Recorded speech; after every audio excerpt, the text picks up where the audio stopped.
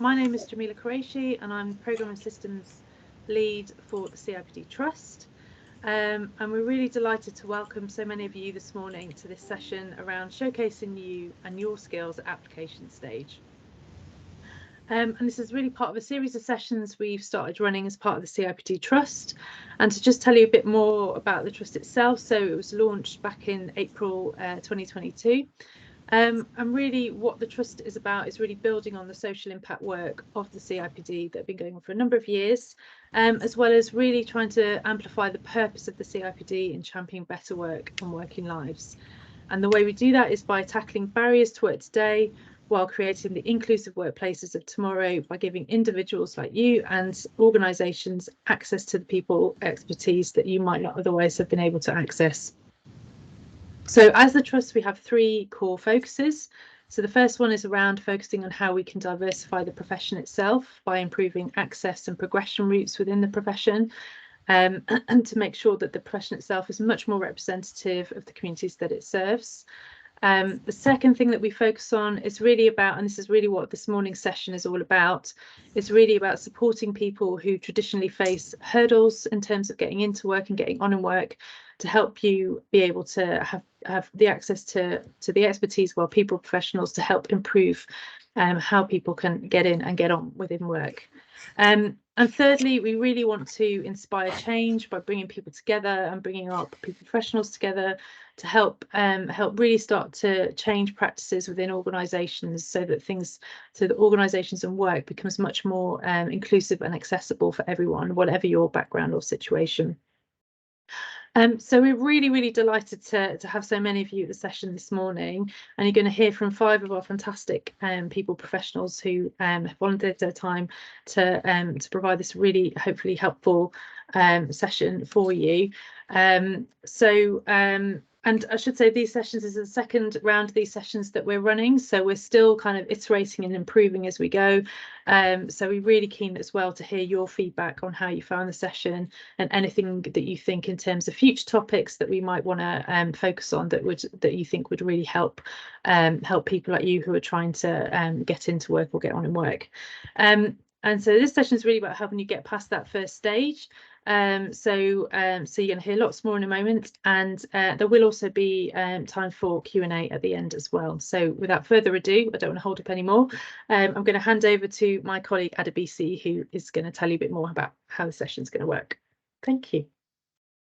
Brilliant. Thank you, Jamila. So yes, again, thank you everyone for joining. So my name's Adebisi and I'm going to be coordinating this session today. So before we get started, I just want to remind everyone again that this session has been recorded, and just for the quality as well, and just again, so you don't feel pressured, can I ask that everyone turns their cameras off for now, just for the presenters who are going to be delivering the information to leave their cameras on. So I hope you can all see our the second screen, which is the information about our presenters. So as Jamila mentioned, we have actually today 4 really great presenters who are going to be presenting the information to you and giving you a bit more information about what this session is about. And also there will be an opportunity once the information has been presented to answer the questions that you guys submitted prior to the session. But if you didn't get the opportunity to submit your questions and you do have some, please also feel free to submit the questions via chat. We do have people monitoring the chat, or if you're having any tech problems, please do send those through and we should hopefully be able to help you with them. So we have our first presenter, who is Belgian, who I'm going to be passing over to in a second. But before we get started, can I just ask that just a bit of an icebreaker for everyone to kind of just send one word to describe their current mood. For me, it's currently wet where I am, so I'm feeling a bit drab, to be honest. So please just send some information about just one word really about how you're feeling and your current mood. So whilst we're doing that, I'm just going to hand over to sorry, but actually before I hand over to Belgian, so as Jamila's mentioned a little bit, this is what we're going to be covering, just the pre-application stage, what to look out for, actively applying, and then we're going to have an opportunity for the Q&A panel, as I mentioned earlier. So the first stage, I'm going to be handing over to Belgian, who's going to be giving you some information about this. And yeah, thank you for sending that the information via chat as well. Hi everybody. It's just lovely to be here today. So before we begin discussing how you may want to approach your specific job applications, I think it's good practice to reflect on why you're engaging in job search, what your expectations and what your goals are from your job search. So in other words, what motivates you to seek your next job? So perhaps perhaps it's your first job, perhaps you are looking for your next job, or perhaps you're maybe rejoining labour market after a period of absence for various reasons. So what motivates us in job search will be different based on where we're coming from, what our preferences are, etc. So articulating our motivation will give us a direction. So our research shows that when we apply to jobs haphazardly, in other words, just apply to anything and everything that comes our way, we reduce the chances of securing a job that we actually enjoy and one that satisfies our needs. On the other hand, when we're super focused on very few options, and this may create a tunnel vision, so we may miss out on some of the opportunities because we're only focused on a number of opportunities. So there is some degree of flexibility required in how we approach our applications. And so our motivation in job search may actually provide that flexibility, may guide our job search and applications. So for some of us, the key goal would be getting into any employment while maybe we figure out what we really want or we have an urgent financial need to satisfy. For others, our goals may involve more personal development, increasing your salary, being more inflexible how we work, or it could be, oh, I think we moved on to, there we are. Or it could be, deepening your expertise in an area, etc. But it's good practice to kind of think about our goals in what we call a SMART way. So it's recommended we formulate specific, measurable, attainable, realistic, and time-bound goals. Specific as opposed to do your best approach, because if we don't know what we're looking for, we probably won't know when we find it. So second aspect of SMART goals is that they're measurable. So how do you know when you found or achieved your goals? So if your goal is flexibility, what does it mean for you? Is it a 4-day week you're looking for? Is it flexi time? Is it part-time work or setting your own hours? So how do you define that flexibility so you know when you find it? Our goals need to be achievable.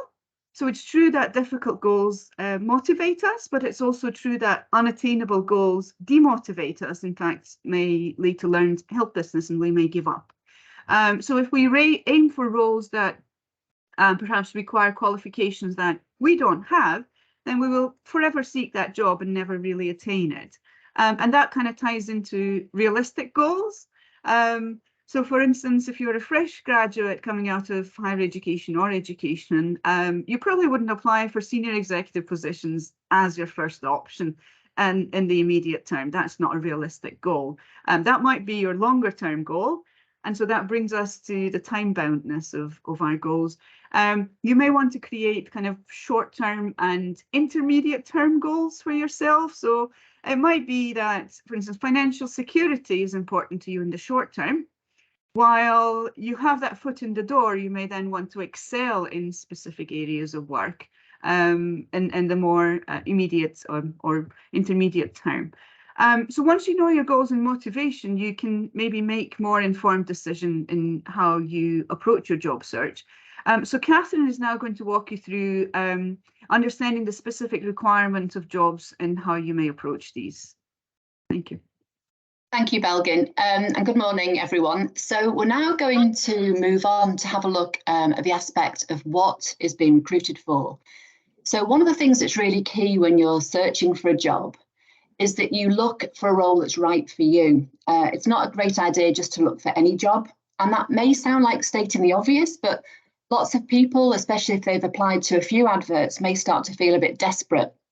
So to help with this, it's really important that you're able to describe the type of job that you're looking for. So you know it when you see it, as Belgin mentioned.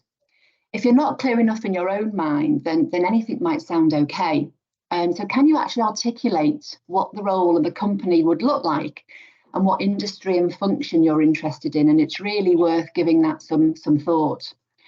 So can we now just have a quick poll? Adebisi is going to launch the poll. And could we invite you to think about how you would like to work?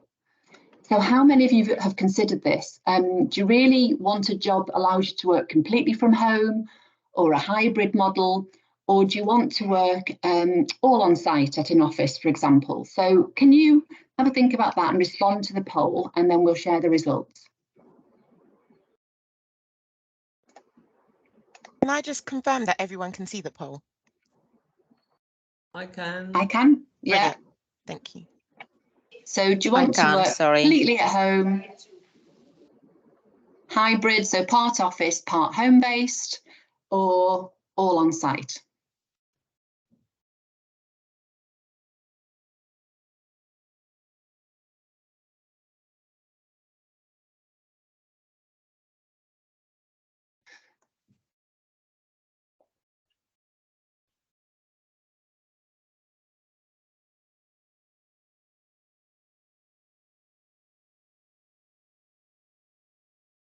Okay, so we've had responses through. I've just tried to launch the results on screen, but I can read them out to you. So we've had 13% of people have said completely home-based, 85% have said hybrid, and 3% have said in the office. Okay, so hybrid is quite a popular one. It's interesting, if we'd done this 5 years ago, that possibly would have been a bit lower.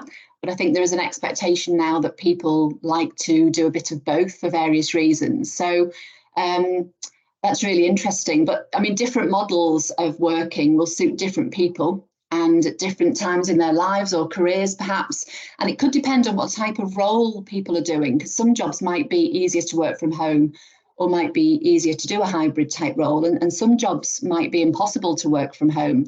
So it's important to think about what your preference is in, but also the type of job that you're looking for and whether your working style preference could be accommodated by that role.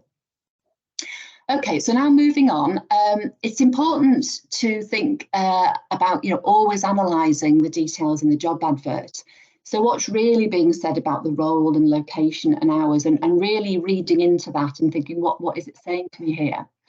So think about, is there anything hidden in there that might be a red flag to you, such as saying, you need to be able to travel nationwide or work away from home 3 nights a week? Don't sign up to that if that's not really what you want to do. So really analyse what the job is actually requiring of you.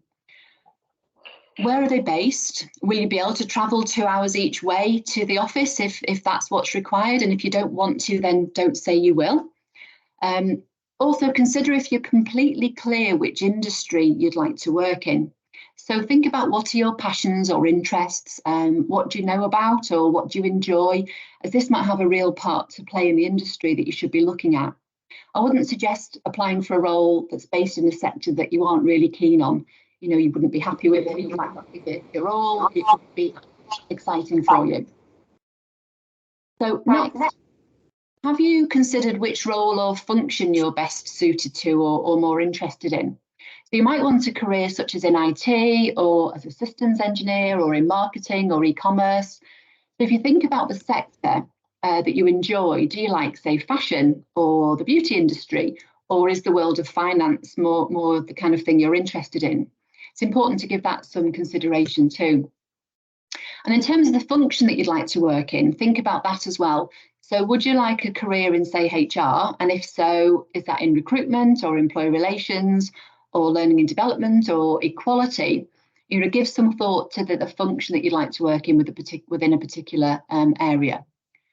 And also remember, try not to scattergun applications. It's very difficult sometimes when people start to get a little bit panicky about looking for jobs, but try and be more laser focused and targeted about the type of job that you're applying for. The person that's recruiting on the other side will probably be able to tell if you really love the role and seem genuinely interested, or if you've just cut and pasted the covering letter. It is quite obvious to the reader sometimes whether someone really wants the job that they've applied for, so give that some thought as well. So now moving on to thinking about why you want this particular job.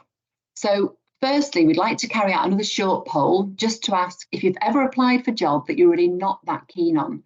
So have you applied for something that you're really not that interested in just to apply for it? So if we can launch that poll, If you can please respond, and then we'll share the results again. So have you ever applied for a job that you're really not that keen in or interested in? Yes or no? Again, if you can't see the poll, because I know someone did mention they couldn't, please feel free to send the response via chat as well.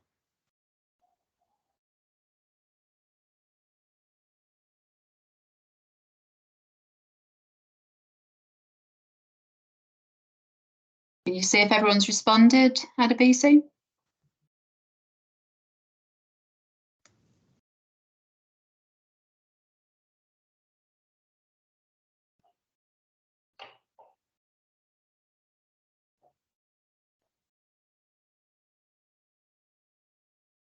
How are we doing?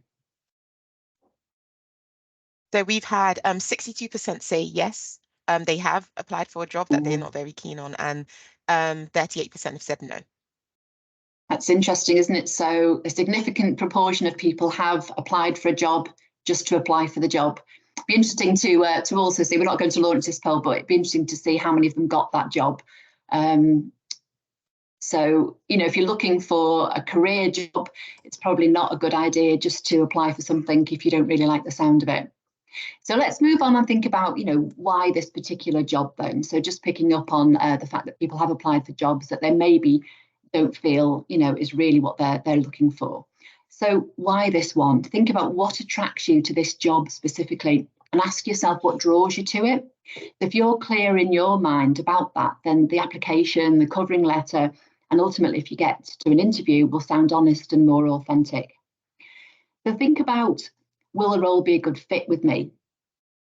And, you know, we can look at that from a number of different aspects. Perhaps give some thought to what it is you want from a job, and will this position really give it? So is it a career role that you're looking for, or something short term, and does this position align with that? And also think about, you know, can I do this job effectively?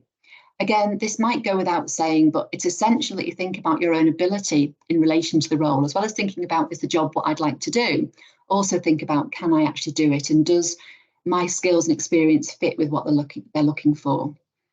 So think about the personal factors, such as, you know, do you really understand the role and what's expected? And what can you bring to it? And does it reflect the experience that you have in terms of what the job needs? Do you have the right qualifications? If the advert asks for specific aspects, then generally on the basis of that, you would be selected in the first instance by specific words or qualifications. And if you don't have what's listed, then you probably won't be offered an interview or shortlisted. Some online application systems have algorithms that screen out applications without certain skills or words mentioned. So if there are very specific things that are being asked for, then try and include them in your application, because often you'll be screened out if you don't mention some of the things that they're really looking for. So next, think about values. So what are your values and the company values, and are they aligned? It would be helpful if you think about things like your personal values, because, for example, if you care for the environment, then working for a company that makes plastic bottles, for example, might not be the right place for you. Think about what the company values are and research them if you can. What do people say about the company, and is that important to you? And also, what do their employees say about them? Look into that as well if you can. There'll be a lot of information online that you can research about companies. And finally, in this section, think about what company EVP is, so the employee value proposition, and does that work for me ideally? So what's the company offering you as a prospective employee in terms of things like pay and reward and benefits and culture fit? And does that pay rate feel right compared to the market and the industry, and reflect the role that's being recruited for? Does all that fit with what you would expect for that kind of role? And what does the company do about CPD? So ongoing training, development, support. Does it talk about that? Does it say what kind of support you get? Do you have appraisal systems? How does the line management system work? And also, is the pay rate fixed or bonus or commission based? And does that suit you? Some people are motivated by commission and will drive them and incentivize them. And for some people, that just doesn't tick their box. So give some careful consideration to how remuneration is given at the company, because that is something that's very important in terms of fitting with your style and your approach and your career aspirations. Okay, thank you. If I can now pass back to Belgin, please. Thank you for that, Catherine. And I'm now going to pick up on all of the things Catherine has said and think about how we can use those on LinkedIn to improve our job search, basically. And so recently we've done some interviews with about 80 odd job seekers on how they were approaching job search. And in these interviews, one of the things that we've realized was the vast majority had LinkedIn accounts and they were actively using LinkedIn one way or another. So some saw LinkedIn as a medium to get to know about jobs and organizations and vacancies. Some use LinkedIn to personally approach employers to ask questions about vacancies. So to better determine some of the things Catherine was talking about, for instance, employee value proposition. Most in our study use LinkedIn for connecting with professionals and networking. So research clearly shows that who you know matters in job search. And I don't mean this as nepotism is the key to getting a job, don't get me wrong. Who you know matters because it gets you access to information and sometimes even visibility too when you're doing your job search. So you may learn about jobs and vacancies from people in your network. People in your network may recommend you for opportunities or recommend opportunities for you. You may learn about the requirements of jobs and value propositions of employers through the people you know. LinkedIn allows networking almost passively with a wide range of professionals and globally as well. So it's an amazing tool. And you don't even need to speak to people face to face in person, yet it makes their CV visible to many. So it seems to be a great tool from speaking to job seekers as well. So some in our sample followed professional bodies such as the CIPD on LinkedIn. So this again allows networking, but also continued professional development and awareness of opportunities in your area of expertise. And LinkedIn, like any other social media, operates based on algorithms. So the way you engage with LinkedIn feeds into the algorithm. So then we then get targeted messages and posts about or based on our previous interactions. So there is therefore the opportunity to feed LinkedIn or any other social media the right kind of data about yourself and what you're looking for in jobs. Whatever your LinkedIn profile says or what your likes or your shares say, LinkedIn thinks that's your area of expertise and or your area of interest. So therefore, we can make sure that we get targeted messages by setting up a profile that's built for purpose and engaging on LinkedIn, again, towards our main goals and motivations. So how to best use LinkedIn then? If you go to LinkedIn courses, there are actually various courses on LinkedIn about how to make your profile shine and how to use LinkedIn to your advantage. These are really short courses, sometimes 15 minutes, half an hour, sometimes longer as well. And there are also other opportunities for different short courses on LinkedIn that you may use to improve your know-how, not just how to use LinkedIn, but on different aspects of work, basically. A good starting point on making the best use of LinkedIn is to fill in your profile as much as possible and as accurate as possible based on your goals in job search.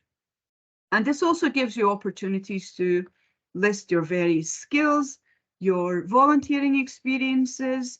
And if you're a job seeker, you can also set yourself as open to work on your profile. And this makes it likely for headhunters and recruiters to spot you as a job seeker as well.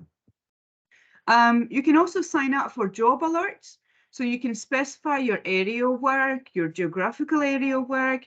You can specify, as we've just mentioned, whether you would like hybrid work or primarily from the office. So you can specify your preferences and again, get targeted messages that way. And LinkedIn can make your CV more visible, depending on your privacy settings.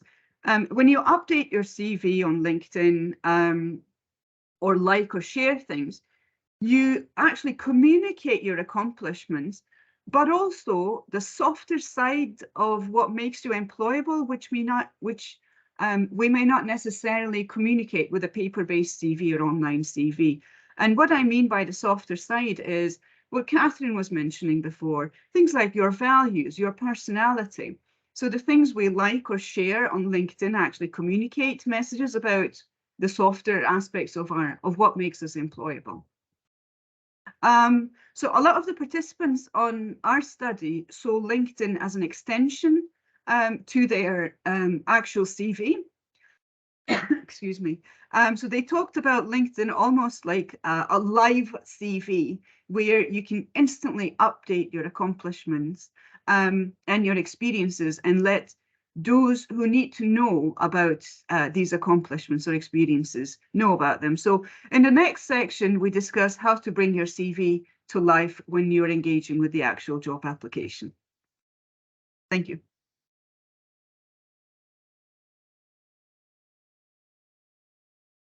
So now we're going to be handing over to Jeanette just to deliver the section about your CV and what to include in your CV.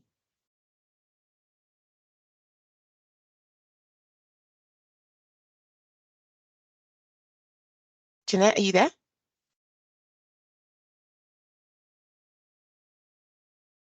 Yeah, I think Jeanette may have cut off there. What I'm going to do, I'm going to hand over to Dee to present her section, and then hopefully we can get Jeanette back on.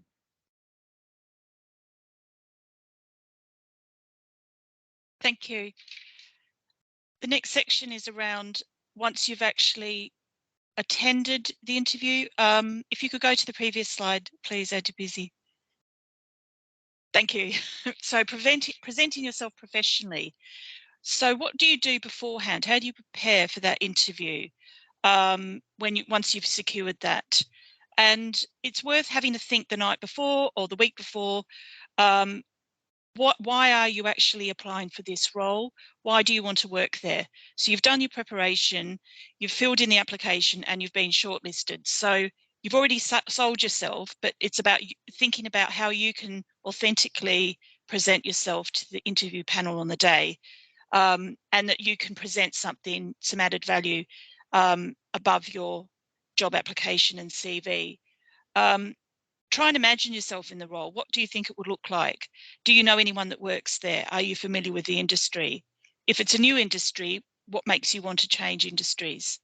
Think about examples. So look again at I work in the NHS.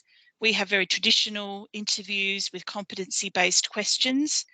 And usually that means the questions are designed around the person's specification. So I would always advise, and I did this yesterday with a colleague, going through the person's specification and anticipating what some of those questions might be and putting yourself in that scenario. So choosing some of the best examples you can choose from based on the person's specification. And it's really helpful to do that because you won't then be scrambling around panicking in the actual interview, because it will be refreshed in your mind.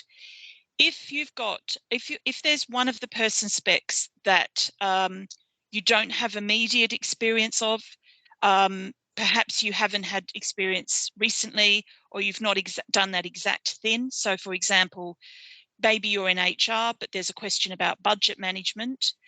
Think about what you would do or other situational examples that you can use. Don't feel that you have to use all of your job experiences.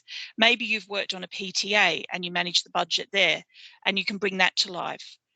So it's always worth being prepared and not feeling that you have to meet the person spec 100%, especially if they've got desirable characteristics, which again is something that they do very heavily in the more public sector world that I'm in.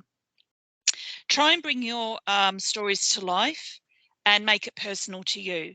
So if you're interested in a company because it's say, for example, a local authority and it's where you live, tell that story. You know, I'm really interested in working here because I live here and I've got a vested interest in that. So make that real, rather than it just being very bland. And or maybe if it's a company, you've got a particular interest in a company or a charity. Why are you interested? Maybe you've had personal experience with that charity. Because it does show passion as well, and it will bring you to life rather than you just reeling off generic examples. Have a think about the organisation, as I said, and what does it mean to look professional and behave professionally. So it's going to be very different if you're going for a sort of media company. You may not need to be all suited and booted compared to, for example, a finance company in the city or one of the top law firms. They'll expect a different way of presenting yourself. And again, have a look at things like the dress code beforehand, so that you are in alignment and you don't have to have that thinking in the back of your mind when you do attend. Next slide, please. I just wanted to do a short poll because this is increasingly my personal view is I think face-to-face versus virtual interviews seem to be about 50-50, but we thought it would be really interesting to see what you all thought and what your experiences have been. So I just wondered if that's possible. Adibisi. Yes, I've just launched a poll. Please, as before, just Thank you. answer and then I can view the responses. I'll just let everyone answer that.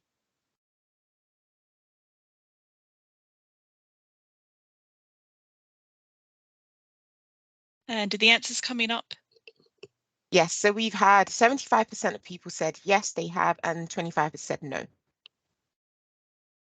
Okay, so that's interesting because you will prepare differently for each scenario. There are advantages to both and there are drawbacks to both, as you might expect. I think the advantage of having virtual is that you can have a crib sheet nearby where you've written down your potential answers to the questions. If you, again, if you're in the public sector, they often ask about values. We talked about values earlier. Remind yourself of those values.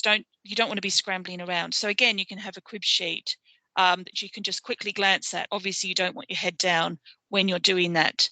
If it's face to face, then obviously you've got issues around making sure you get there on time. The journey's not going to cause any problems. Maybe you do a dry run on the weekend to make sure you know how to get there, where the building is, and how to get in. Sometimes access can be a challenge. If it's virtual again, have you got the right tech? So, you don't want dogs leaping in the background and the Amazon courier at the door when you're doing that. So make sure all distractions have been removed. And what is the background telling them about you? It's probably best to have a sort of generic background like they have on MS Teams and Zoom. But again, do a trial run with getting yourself set up. So once you've got there and you're in the interview and you've practiced you've got your sort of ideas about what the potential questions are. We had this earlier, the STAR interview method. So situation, task, action, and result. And this is a really good way of demonstrating a real example of you're describing the situation. So you understand the problem that they've asked you, what the task was, what action you took. And I've myself been in interviews where I didn't explain my role in that, and they will therefore follow that up. A good interviewer will follow that up. And then what was the outcome? And if you haven't done that exact thing, you can always say, if I was in this situation or I was aware of this situation, say, for example, you took notes at a meeting, and then what the learning was, what the outcome was, because it shows you've obviously reflected on that and got some learning from that. So it's always good to practice some STAR because it's not a particularly natural way of communicating. So it's good to do that the night before, even if in front of the mirror, or with someone else, so that you've actually gone through that, as embarrassing as that might be. So they're the sort of key tips around interviews and the differences between face-to-face and virtual. I would say, though, that a face-to-face interview, it does get the adrenaline going much more in some ways than the virtual. So if you can do anything to get that sort of spark in you going, I think I would encourage that when you are on a virtual interview. Thank you, Adebisi. Thank you, Dee. And we have Jeanette back at perfect timing, actually. So I'm just going to hand back over to Jeanette. He's going to give you a bit more information about CVs and just how to tailor your application to the job that you're searching for. Hi, everybody. Just to say apologies. Now, this is where resilience and patience come into it. And we're back online. Back to you guys. And it's all about bringing your CV to life. Your CV is your first touch point in certain instances. So it's how you can make your CV as creative and as personal to you. CVs capture all your experience, your achievements and facts and figures. For those of you who are creative, you can turn out amazing CVs using fonts and colours and things like that. But Word, if you go into Word, they've got and in the new area, they have templates which help with resumes. So if you're kind of don't know how CVs should look now and give you examples of great CVs, go into Word, look at the resume templates and just grab one that might suit your purpose. And then just personalize it to yourself. There's certain CVs that you can put your picture on as well. So there's different sorts of CVs out there. And it's a great way to use color, list your experiences, your styles and things like that in just a really creative and capturing way. You've got to bear in mind that companies get thousands and thousands upon CVs. So a CV that stands out, just in terms of colour alone or layout and things like that, will actually get their attention. Not to say you will get the job, but at least they've given the opportunity, it stand out and they've read it. So a great way, create your own CVs, or as they go into Word and grab a template and just look how CVs are laid out now, because some of our CVs we haven't updated in years and they are quite old, and we're now, obviously it's 2023, so just make your CV as bright, vibrant as you are sometimes. Your CV also needs to capture your experience. Our experience comes from our professional experience and our personal experience. And then all you need to do is just capture. Sometimes it's best to just brainstorm your experience, because if you've got a lot of experience, you just need to capture it all on paper and pull the experience out that is probably relevant more so to the job you're going for, because we have a toolkit of experiences, but we just need the ones that are really relevant and that powerful that we can put on our CV. So all your experiences you just capture on your CV, subject to the job description and subject to what the company is looking for. So it's always mirroring your experience with what they're looking for. Your achievements. We have achieved a lot in life. We've achieved a lot professionally. We've achieved a lot personally. Some things we've even forgotten. So once again, pen and paper is your best friend. Just scribble down your achievements to date, and then anything that's relevant that you can use on your CV, then you add it to your CV. It could be anything, even some hobbies that we have, you can list. Facts and figures. Some of us work for big, large companies, some work for small figures, but as always, if you can just give a number about the figure, like for example, Tesco's has 7,000 stores. Tesco's has 400,000 plus employees. Tesco's is a big company. So to say your facts and figure, I've worked for a large store that's got 7,000 outlets, 4,000 staff, that alone says you can work in a big company. Or if you said you work in a boutique company, they know that you will fit into a kind of a smaller company. Just look for the size in terms of the size of the company. Look how much that company made in a year. Look at how much that your team made in that year. And these are the figures that you can add. That I've worked for a large team and we did a deal of 1.5 million or billion. So you capture all those figures, facts and figures, and you include that on your CV in certain places, like the company that you worked at. That would just signpost the person who's looking at your CV. So, okay, this person can work in a big team of 20 or a small team. of two. They can be a good team player. They've worked on large projects. They've worked with big deals, small deals. So facts and figures actually speaks volumes. So that's just one way of bringing your CV to life. We're going to now look how to tailor your CV. Tailored applications.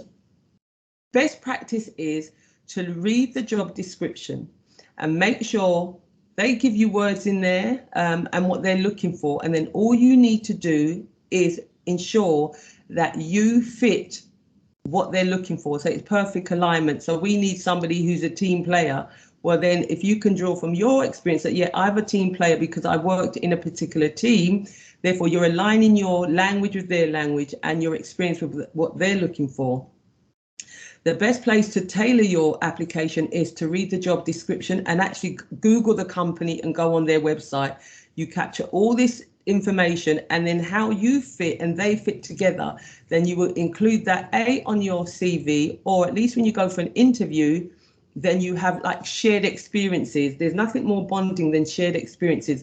The same thing goes for our applications.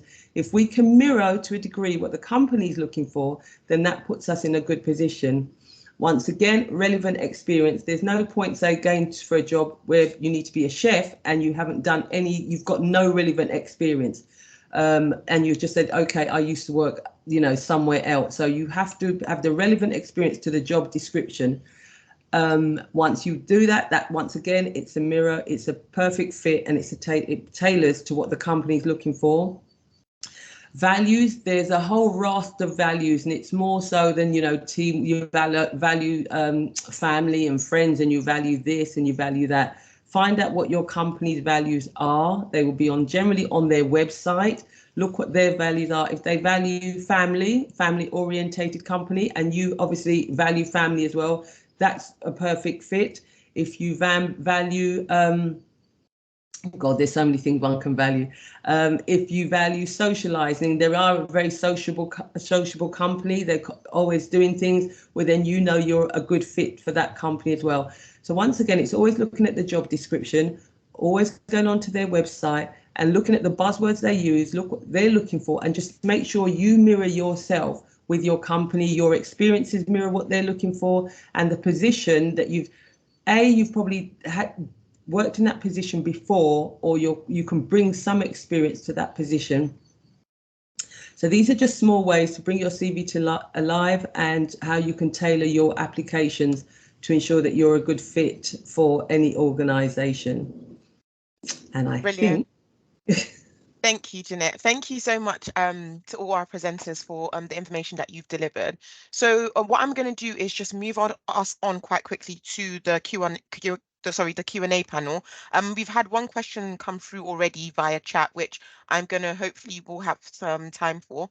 But I'm going to pose our first question, and to our panel, if you could please turn your cameras back on just for this section, that would be great. And again, if there's anyone who does have any questions, if you want to send those questions through via chat, please do feel free to send them through, and hopefully we'll try to get as many questions as we can. So the first question, which I think is on everyone's mind, and based on some of the conversations that have been going on via chat, is what are the criteria recruiters look at before they employ you? So whether that's in a recruitment organization or specifically the company, what are the criteria they look out for?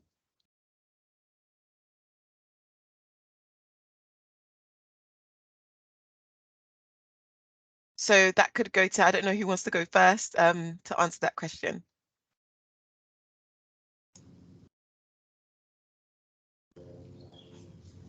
I can answer that question in terms of what recruiters are looking for. I recently, just in 2020, I secured a position at a law firm, and purely because, I'd sensed we were coming into something, and I just got a job quickly, so that was fine. The recruiters, they wanted to know my personality. I had to literally, before the lockdown, I went into the agency, and they were very strong on personality, because that's what their client wanted, the company.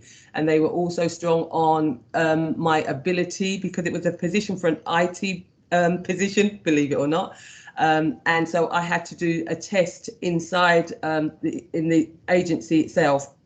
with regards to my ability to deliver on IT, because obviously they didn't want to send me to the client, and I couldn't do what the client wanted. So they saw me, made sure I was ready, fit for that company. So obviously a good impression for myself, but also a good impression for the recruiters and the agency themselves.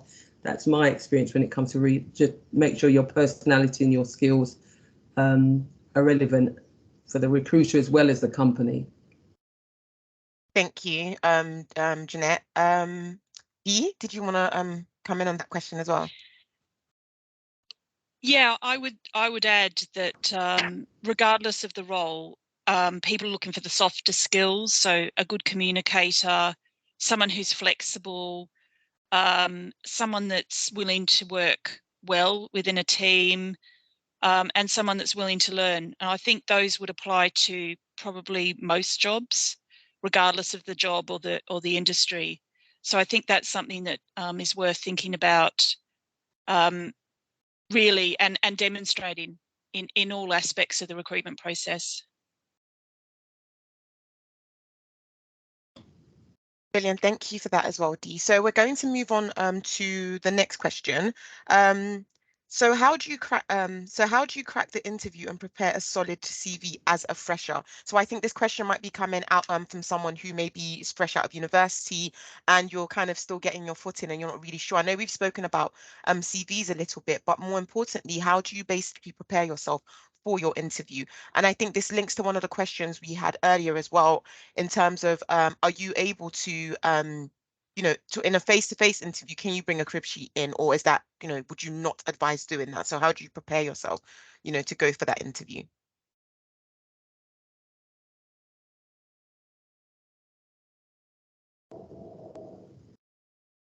I don't know. I could add to this, Adebisi. I wasn't sure if Jeanette was going to jump in from a CV perspective, but we'll all overlap. I think in terms of preparing, it's about thinking through possible questions that you might be asked, but also, as one of us mentioned earlier, thinking through what it is specifically we have in terms of evidence or information that we want to make sure we get across. So if you are, trying to think in your head, what questions might I be asked, try and think of scenarios that you can bring. So if somebody asks you how you work as a team, try and have something prepared that you can talk about.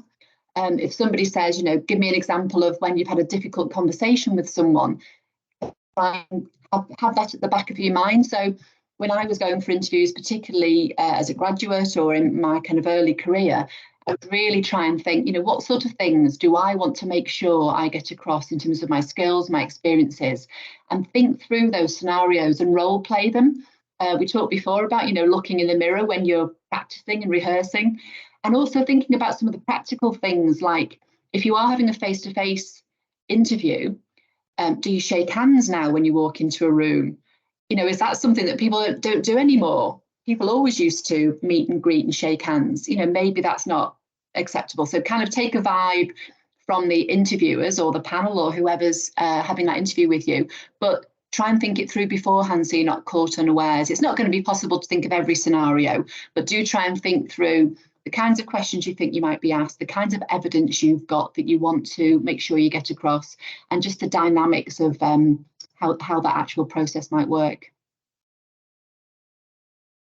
Brilliant, thank you for that, Catherine. The next question is actually quite a good one. Kind of links to the interview process as well. Is would it be acceptable to request a question prior to the interview? So would it be acceptable to ask, the company or the recruiter to send you the interview questions prior to you being interviewed? Belgin, did you want to get that one? I just saw your face there. I thought that was a brilliant question. To be honest, I am not aware whether this is a practice. That's I've never heard of it. But what I was thinking was there is now a lot of tools that job seekers actually use to figure out what comes in the interviews. So one example is, for instance, Glassdoor. If you log on to Glassdoor, you could figure out how previous job seekers experienced interviews and job applications with various organisations, and that might give you some hints as to what kind of questions might be coming your way from different companies. But I'm not aware of requesting interview questions before the interview. Dee might have a different experience, but I see Jeanette and Catherine going, no. No, no.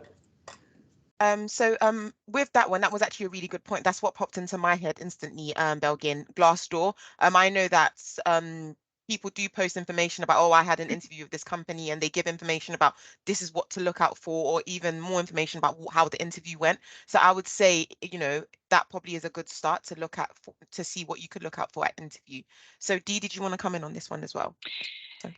I think this is becoming, we are seeing more questions like this. It is because also people may have a disability, they may have, you know, a neurodiverse condition such as dyslexia, and they may require that in order to enable them to compete on a level playing field. So I think it's not unreasonable to ask that. We have had that, and we have allowed it. If they have declared that they have got a disability. In terms of crib sheets, I think that's also becoming more of a more common, and I don't think that needs to be something based on a disability. I think it's something that people are finding as more like a comfort blanket. And again, we in the NHS do allow that. I think we've had some strange ones where people have asked not to have their camera on, and we've said that we expect the person to have their camera on. We don't think that's a reasonable adjustment. So I would just add that. I should have mentioned that earlier, but we would expect to be able to see the individual. We would expect to see them once they got the job. So I don't think that that's reasonable, unless there was an extremely good reason. So I think it's all those things, and I think interviews are changing from, say, 10 years ago.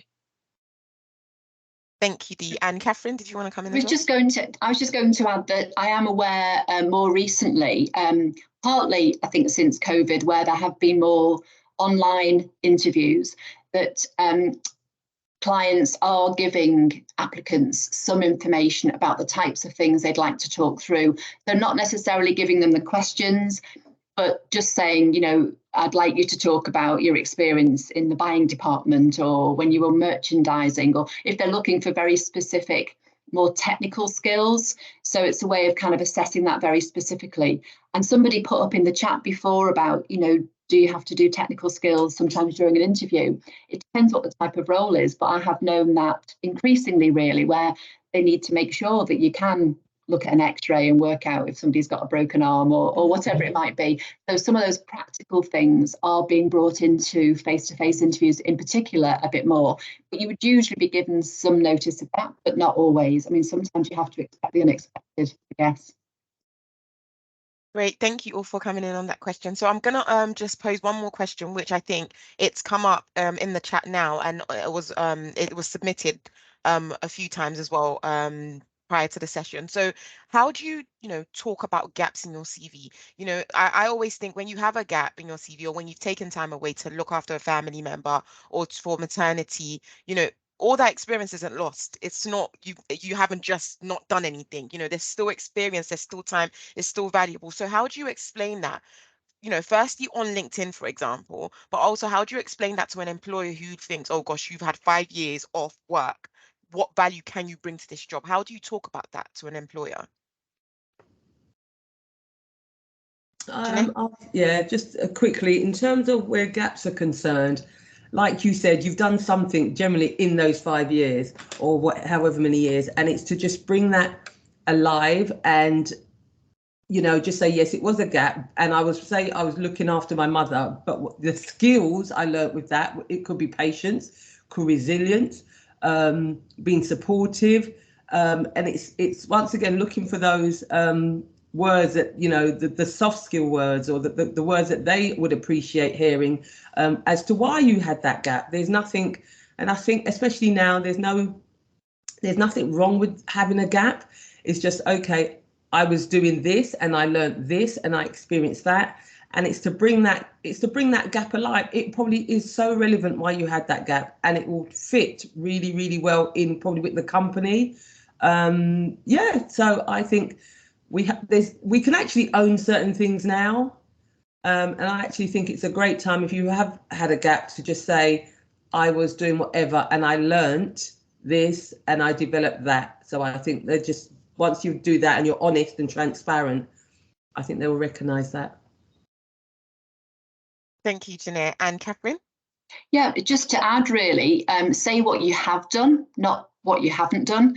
And I was talking to somebody the other day about this very issue. They'd had 4 years, they'd moved countries, they'd had a family, their husband had a very demanding job, and when the child's now at nursery, they want to return to the workplace, and they've had 4 years without working. And we were talking quite a bit about, don't say what you haven't done. You don't have to make an excuse for that. As Jeanette says, say what you have done during that time, what skills you've learned, and bring those issues out. Most employers will only ask the gap question just to make sure that nothing untoward has gone on, but also to see how people do respond to it. So, if you've had a gap of 10 years, is that because something has happened, or you've been in prison or whatever? I have known that happen before. But every opportunity, every situation can be turned into an opportunity. So don't feel that it's a slight on your life choices or circumstances that you've been involved in. Just bring out what you've learned from it and the good side of it. Don't be afraid about admitting it or talking about it. Great, thank you both for coming in on that question. I see Belgin and Dee, you both have your hand up, but I'm quite conscious of time. So what I would say is that I'm just going to try to round off here, but some of the other questions, if it's okay, I can send the questions through to you guys, and if you're okay to just type up a few responses, then that would be really brilliant. So just moving on, in terms of my colleague Jamila, for everyone who started the session, did give a bit of an overview in terms of who we are as the CIPD Trust, but I wanted to give you guys some information about the further support that you can get from us if you are job searching. So with the Steps Ahead mentoring program, you do have one-to-one support to help you into basically get into work if you are looking for work. But you will be matched with mentors. So all of our presenters today are mentors on our program who will be able to give you some one-to-one support in terms of looking for work, where to start, how to tailor your CV, how to prepare yourself for an interview. My colleague Zoe has sent some information in the chat as well about where to find out more about the program. The sessions can take place virtually, so you don't have to trek to meet your mentor anywhere. So it will be virtual. The meetings are virtual, so you can basically get support and ask your mentor questions about the interview process, or even to help you prepare for to do a mock interview or a mock run through. I know some of our presenters today have mentioned making sure that you prepare and you run through that interview and to look out for what to expect. So if you do click on that link that's been sent to you, you can find out more information about the program. And also, if you do have any questions, I'm going to be posting our information about how to get in touch with us on the screen shortly as well. Please do feel free to get in touch with any questions you may have. And I'm also going to ask my colleague Zoe to send a quick evaluation link to you guys. I promise it won't take more than 1 minute to just answer some questions in terms of how you found the session. As my colleague Jamila mentioned earlier, this is only the second time we're running these sessions, and would really appreciate if you can give us some information about how you found the session, and just to get more information on how we can improve the session as well moving forward. So please do fill those in. But again, before you go, I have one more poll that I want you guys to complete, please. Just a quick one, just to give us information again on how you found the session. So I'm going to launch that now. Just give me a second.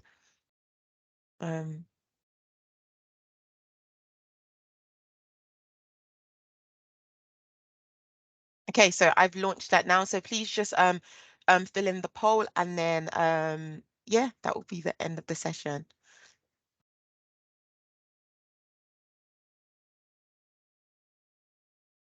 Has that come up for everyone? Okay, excellent.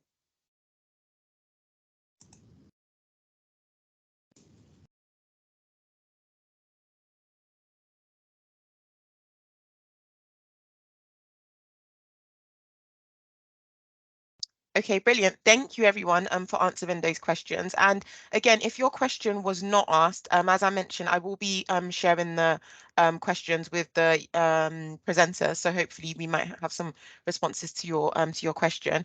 We are also delivering the exact same session next week Thursday as well. So please feel free to join that session if you do have a present question that you still want to ask. So please feel free to join that. But yes, thank you again. And I want to say a massive thank you as well to all of our presenters, because they have put in a lot of time to put this session, this 1 hour session together. We've been planning it for a while now. So thank you guys so much for delivering this session. We really appreciate it. And thank you to you guys who have joined the session as well. And hopefully we see some of you join the program and some of you next week as well. But yeah, thank you very much. Thank you. Thank you. Bye. Thank you. Thank you. Bye. Thanks. Bye-bye. Thank you.